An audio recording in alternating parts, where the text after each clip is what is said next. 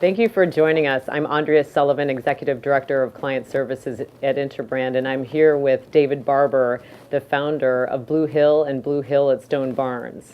David, thank you so much for joining us. I think folks are interested in learning a little bit more about how you can integrate a philosophy-based mission, but still, be making money on the other side. Make sure that you've got a sustainable business model. We knew, we've sort of calculated that about 30 million people lived within a half an hour drive of the Stone Barns. So we knew that if we hit a chord, correctly on the food scene, we'd have plenty of people who would want to come, and that's proven to be true. So the restaurant is very busy. It is hard to get in because we only have 80 seats, and we're only open for 6 services a week, 1 lunch and 5 dinners. And so if everyone wants to try it once, it's going to take a while. The other, parts though of people connecting with the land and sort of visiting a farm and educating their children differently on where food comes from, was very timely. And I think no one really estimated or anticipated what was going to happen, when we began talking about this essentially in 2000. So over the last 10, 11 years, the press has given it a lot of attention, and there's been a real movement that goes way beyond the work that we've been doing. But makes the Stone Barns all that more compelling.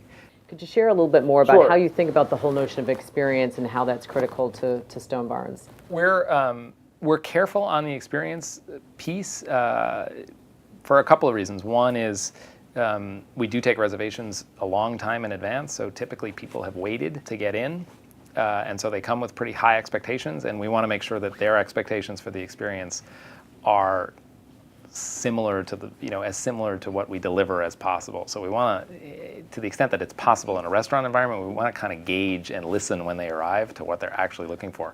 A lot of them are looking for a real connection and description about what they're eating and what's actually coming from that farm versus other farms and why. One of the things that we do is look for almost any window to tell a story.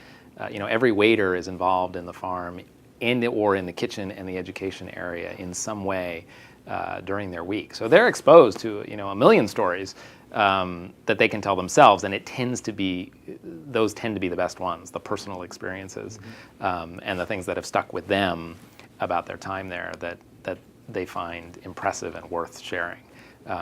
So we encourage them to get those stories out when it looks even remotely possible that somebody might be interested in hearing one.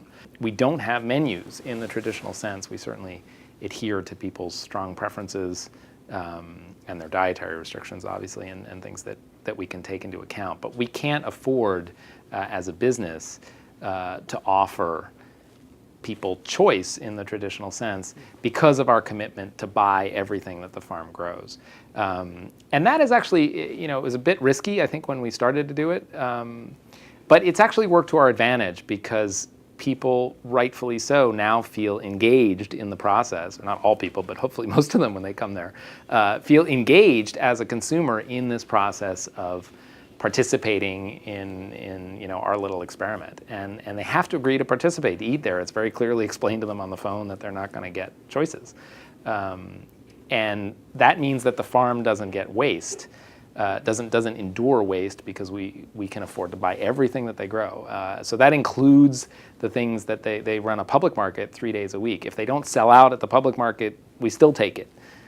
We'll take anything that they will offer us, and we figure out a way to work it into people's meals as long as they're willing to eat it. But what it also creates is a system where it's even less driven by my brother, the chef, and the kitchen than other restaurants, because they're not designing menus around things that they think people will like. They're designing menus around things that the farmers are supplying. And if the farmers know that the restaurant's going to buy it no matter what, then they're more encouraged to grow the things that they really want to be growing, things that will benefit the farm long term, that will help the soil, that will be good complements to the things they just harvested. And all of that starts to create a system that's quite different from the way the rest of the food system works. And the short version is it's supply-based, it's not demand-based. The farmer's mission there, the educational stories that they're trying to tell, and the things, quite frankly, that they're being graded on have everything to do with soil health and the long-term sustainability of that land and the idea of improving the land which they were given through agriculture, which is something that modern agriculture doesn't do. Modern agriculture degrades land everywhere it goes and does so with the additions of pesticides and poisons that run off into the water supply. We're the antithesis of that and are actually demonstrating that the soil is richer and healthier over the 7 years that land has been farmed the way it's being farmed. Which is a fantastic story in and of itself. But when they can extend that to growing anything that they want, it's a remarkable opportunity. It tends to push some of the food into the more experimental areas. You get people eating things that they haven't normally heard of necessarily, but they're excited by it. And so that propels the issue forward and encourages the conversation, and I think separates the restaurant further. So we want to do more and more of that, as much as we can.